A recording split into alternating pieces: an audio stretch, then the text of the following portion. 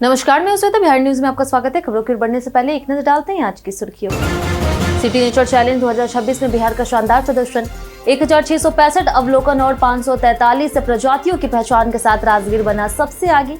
कैमूर और भागलपुर ने भी दिया अहम योगदान। बिहार में किसानों के लिए बड़ी राहत, कृषि यंत्रीकरण योजना के तहत 80% तक मिलेगा अनुदान, छोटे किसानों को मिलेगा सीधा फायदा। बिहार में बाल सुरक्षा को लेकर के सख्ती, लापता बच्चों की जानकारी अब ऑनलाइन सिस्टम में होगी दर्ज, पुलिसकर्मियों को दिया जा रहा विशेष प्रशिक्षण। बिहार एमएलसी चुनाव की अधिसूचना इसी हफ्ते हो सकती है जारी, 10 सीटों पर होगा बड़ा राजनीतिक मुकाबला, एनडीए को 8 सीटें मिलने के आसार। आईपीएल 2026 में चेपॉक में सीएसके बनाम एसआरएच मुकाबले को लेकर के बड़ा रोमांच, सभी की नजरें एमएस धोनी पर टिकी, स्टेडियम में भावनात्मक माहौल बनने के आसार। चलिए एक नजर डालते शाम तक की बड़ी खबरों की ओर विस्तार से। किसानों को कृषि यंत्रों पर 80% तक मिलेगा अनुदान। कृषि मंत्री विजय कुमार सिन्हा ने कहा कि किसानों की आय बढ़ाना डबल इंजन सरकार की प्राथमिकता है। कृषि यंत्रीकरण योजना के तहत छोटे किसानों को 92 प्रकार के कृषि यंत्रों की खरीद पर 50 से 80% तक अनुदान दिया जा रहा। राज्य में चतुर्थ कृषि रोड मैप के तहत योजनाएं लागू की जा रही। 2026-27 में जैविक खेती और पर्यावरण संरक्षण के लिए 479.50 लाख रुपए की योजनाएं स्वीकृत की गई। ड्रिप और माइक्रो सिंचाई को बढ़ावा दिया जा रहा। सरकार कस्टम हायरिंग सेंटर, किसान संगठन और स्टार्टअप को प्रोत्साहित कर कृषि को आधुनिक और लाभकारी बनाने पर जोर दे रही। लापता बच्चों की जानकारी अब ऑनलाइन सिस्टम में होगी दर्ज। बिहार में गुमशुदा और लापता बच्चों की जानकारी अब अनिवार्य रूप से मिशन वात्सल्य पोर्टल पर अपलोड की जाएगी। पुलिस मुख्यालय ने सभी थानों को निर्देश दिया है कि हर मामले का रिकॉर्ड पोर्टल पर दर्ज किया जाए और बच्चे के मिलने पर तुरंत अपडेट किया जाए। पहले डेटा सीमित था, लेकिन अब बिहार केंद्रीकृत प्रणाली में बढ़कर 8,681 हो गया। पुलिसकर्मियों को इसके लिए विशेष प्रशिक्षण दिया जा रहा है। इसके साथ ही नया सवेरा 2.0 अभियान में मानव तस्करी और बाल श्रम के खिलाफ बड़ी कार्रवाई हुई, जिसमें 427 पीड़ितों को मुक्त कर 116 तस्करों को गिरफ्तार किया गया। बिहार नेचर चैलेंज 2026 में बिहार ने दिखाया शानदार प्रदर्शन। सिटी नेचर चैलेंज 2026 में बिहार ने प्रकृति संरक्षण और नागरिक विज्ञान के क्षेत्र में बड़ी उपलब्धि हासिल की। राज्य से 1665 अवलोकन और 543 से अधिक प्रजातियों की पहचान दर्ज की गई। इसमें राजगीर ने सबसे बेहतरीन प्रदर्शन करते हुए सर्वाधिक रिकॉर्ड बनाए, जबकि कैमूर और भागलपुर ने भी महत्वपूर्ण योगदान दिया। वैश्विक स्तर पर 61 देशों से 30 लाख से अधिक अवलोकन और 76,000 प्रजातियां दर्ज हुई। विशेषज्ञों के अनुसार बिहार में पिछले 3 वर्षों में जैव विविधता के दस्तावेजीकरण में तेजी आई है, जिससे पर्यावरण संरक्षण और शोध कार्यों को नई दिशा मिलेगी। बिहार में अवैध खनन पर अब लगेगा 10 लाख तक जुर्माना। बिहार सरकार ने बालू, गिट्टी और मिट्टी के अवैध खनन, परिवहन और भंडारण पर सख्ती बढ़ाने के लिए बिहार खनिज नियमावली 2019 में बड़ा संशोधन किया।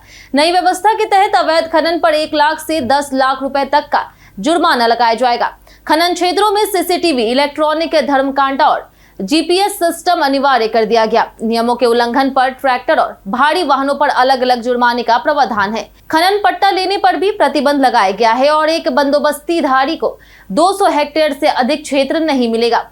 अवैध खनन रोकने के लिए निगरानी और कड़ी कर दी गई। बिहार में 17 करोड़ से अधिक लाभार्थियों को मिला डीबीटी लाभ। बिहार में प्रत्यक्ष लाभ अंतरण यानी कि डीबीटी प्रणाली ने सरकारी योजनाओं के वितरण में बड़ा बदलाव लाया। वित्तीय वर्ष 2025-26 में 328 योजनाओं के तहत लगभग 49,622.73 करोड़ रुपए सीधे लाभार्थियों के बैंक खातों में भेजे गए। इस व्यवस्था से बिचौलियों की भूमिका लगभग समाप्त हो गई है और पारदर्शिता बढ़ी। कुल 17.37 करोड़ लाभार्थी बिहार में इस प्रणाली से जुड़े हैं। पूर्वी चंपारण, समस्तीपुर और मधुबनी जैसे जिलों में सबसे अधिक लाभार्थी और राशि दर्ज की गई। डीबीटी ने भ्रष्टाचार और धन के रिसाव को रोक करके सरकारी योजनाओं का लाभ सीधे लोगों तक पहुंचाना सुनिश्चित किया है। 80 नए वाहनों से मजबूत हुई बिहार की अग्निशमन सेवा। बिहार सरकार ने अग्निशमन व्यवस्था को मजबूत करते हुए 80 नए आधुनिक फायर टेंडर और एआई आधारित अग्निशमन नियंत्रण कक्ष की शुरुआत की। पटना के गांधी मैदान में मुख्यमंत्री सम्राट चौधरी ने इन वाहनों को सेवा में शामिल किया। दावा है कि अब आग लगने की सूचना मिलते ही 5 से 10 मिनट के भीतर दमकल गाड़ियां मौके पर पहुंच जाएगी। इनमें से 36 स्कॉर्पियो वाहन भी शामिल है, जो त्वरित प्रतिक्रिया में मदद करेंगे। नई व्यवस्था से शहरी और ग्रामीण क्षेत्रों में आग पर तेजी से काबू पाया जा सकेगा और जानमाल का नुकसान कम होगा। मेडिकल कॉलेजों में अब डिजिटल स्वास्थ्य रिकॉर्ड रखना होगा अनिवार्य। राष्ट्रीय चिकित्सा आयोग के निर्देश के बाद देश भर के मेडिकल कॉलेज अस्पतालों में मरीजों का डिजिटल स्वास्थ्य रिकॉर्ड रखना अनिवार्य कर दिया गया। इसके तहत सभी डीन, अधीक्षक और प्राचार्यों को व्यवस्था लागू करने के निर्देश दिए गए। स्वास्थ्य विभाग भी इसे तेजी से लागू कर रहा।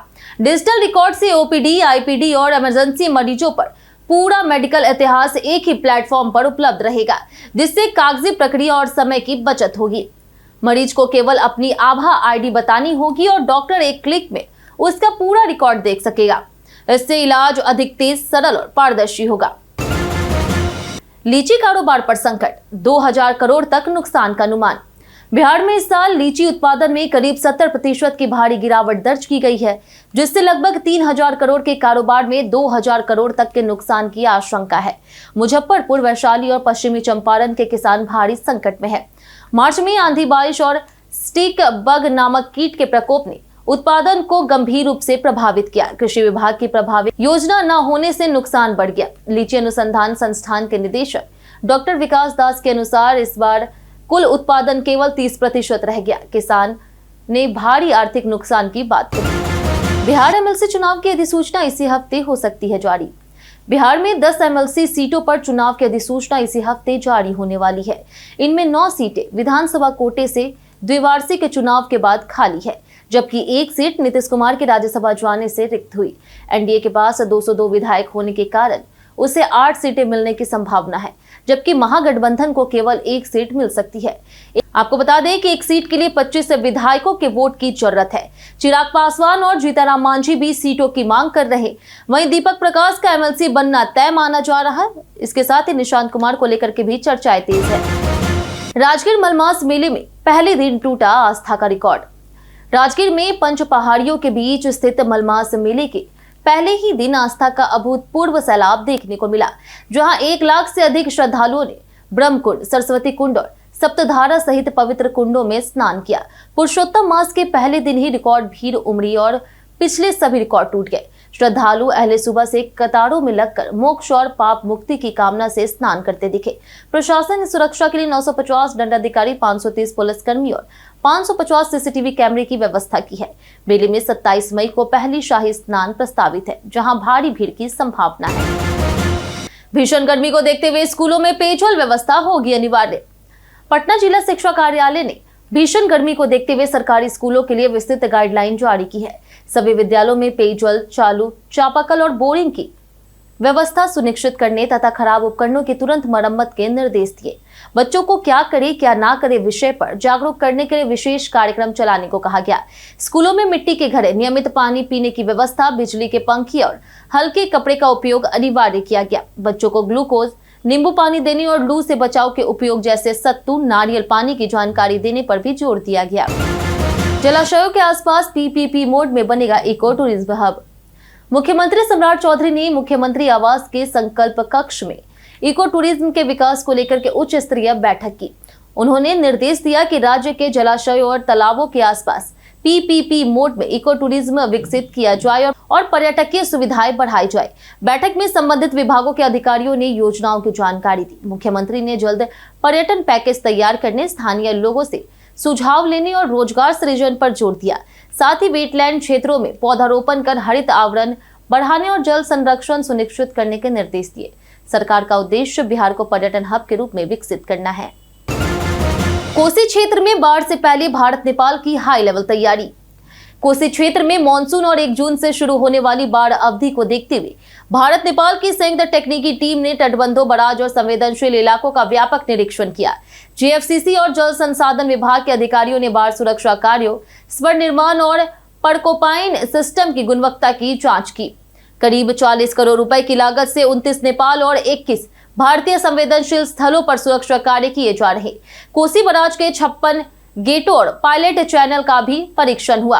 हाई लेवल बैठक में आपातकालीन तैयारी और रियल टाइम समन्वय पर रणनीति बनी और अधिकारियों ने तैयारियों को संतोषजनक बताया।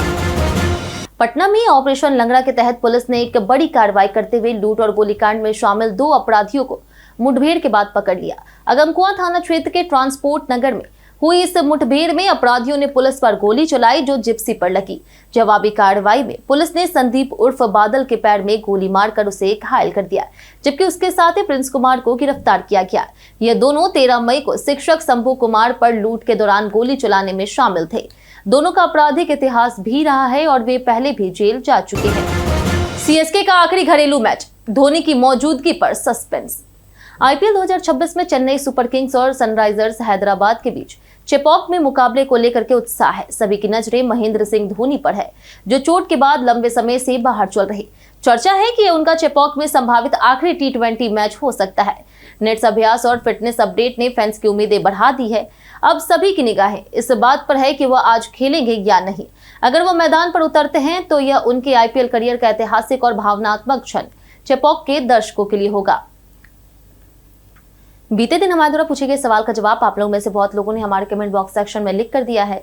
जिन्होंने हमारे द्वारा पूछे गए सवाल का जवाब दिया उनके नाम है रंजीत कुमार, अनवर करीम खान, नरेंद्र कुमार, विनोद शाह, राजकिशोर महतो, हरेंद्र सिंह, लक्ष्मी मेहता, चंदन कुमार, रवि मोहन वर्मा, दीपक कुमार, अमीर सोहेल, जगन्नाथ शाह, नौसाद रजा, अर्जुन राम, जामिल शेख, अमित कुमार, जितेंद्र ठाकुर, श्याम कुमार, राजवेंद्र ताते, संजीव कुमार, रवि कुमार, मनोज दास और राम बाबू दास।